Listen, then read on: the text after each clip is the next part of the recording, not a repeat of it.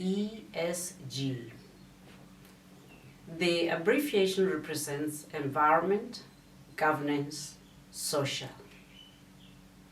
It derives from the principle of sustainability, which itself advocates that responsible development of today's economies, especially with respect to the use of natural resources, must be carried out to benefit today's generation, but not in a way that then compromises the needs of the generations that will come after us.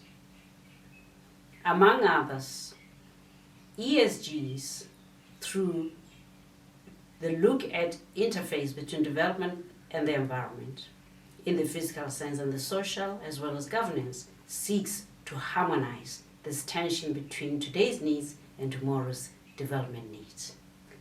What I'm observing is that the whole ESG notion is driven by those in the Northern Hemisphere using their leadership position in the public space, in the regulatory space, in the political, but also in the financial space.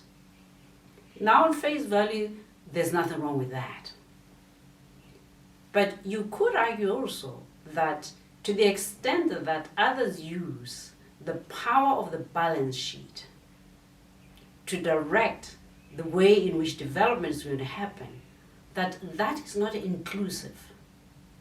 And in a space in which one of the important pillars is governance, and governance calls for participation, then you can see the disconnect between pushing ESGs from the north without giving sufficient consultation and engagement of those who are in the south, or for that matter, using the power of a financial institution to drive public discourse.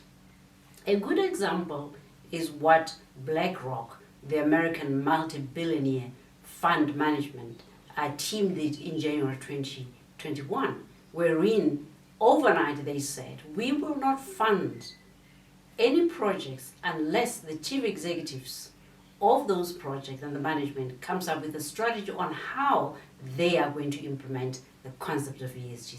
That is a unilateral decision.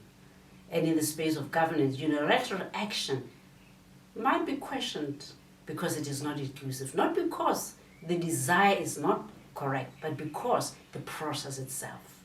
That's a problem. Here's another problem. In the space of ESGs, we have seen a proliferation of rating agencies.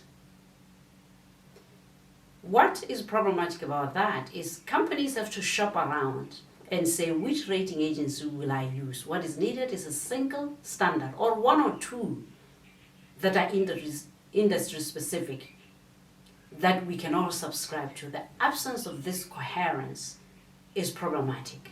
That nevertheless has not gotten in the way of firms responding. So why, in the absence of this coherence, are companies responding?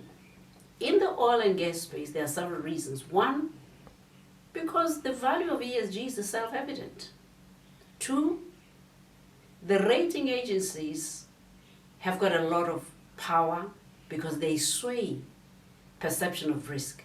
To the extent that your ratings are good, the assumption by analysts and investors is that you are managing the risk well.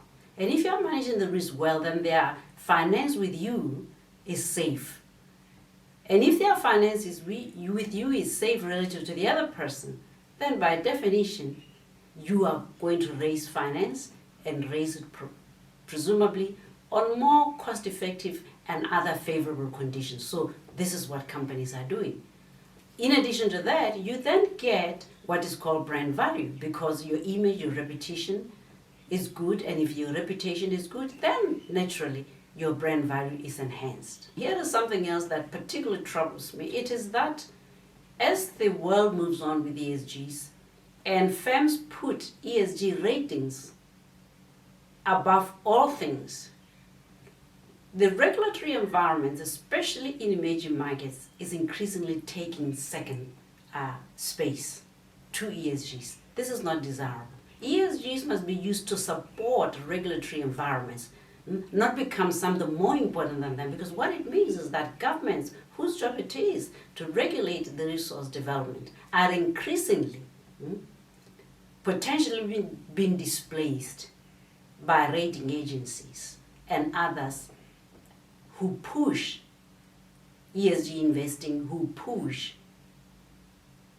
impact investing. And that is not a statement to say these principles are not correct, but it is just that.